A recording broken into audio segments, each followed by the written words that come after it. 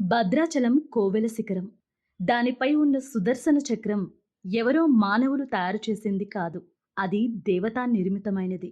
శ్రీరామదాసు దేవాలయం నిర్మించే సమయంలో కారాగారంలో తురుష్కుల ద్వారా ఉండవలసి వచ్చింది. చివరి భాగం ఈ సుదర్శన చక్రం స్థానం ఖాళీగా ఉండిపోయింది. శ్రీరామదాసు కారాగారంలో ఉన్న సమయంలో అక్కడ ఉన్న అప్పటి ఆలయ పాలకులు వేరే కలశం అక్కడ ఉంచగా అది ప్రతి చిన్నపాటి గాలికి, వర్షానికి క్రింద పడిపోతూ అస్తమాను అపచారం జరిగేది.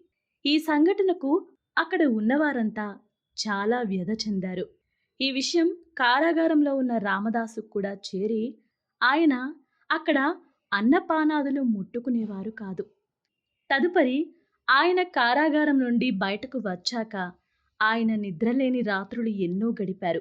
తరువాత ఒకరోజు ఆయనకు స్వప్నంలో శ్రీరాముల వారు ప్రత్యక్షమై ఆ ఆలయ శిఖరంపై పెట్టవలసిన సుదర్శన చక్రం తనకు గోదావరి నదిలో లభిస్తుందని చెప్పి అంతర్ధానమయ్యారు.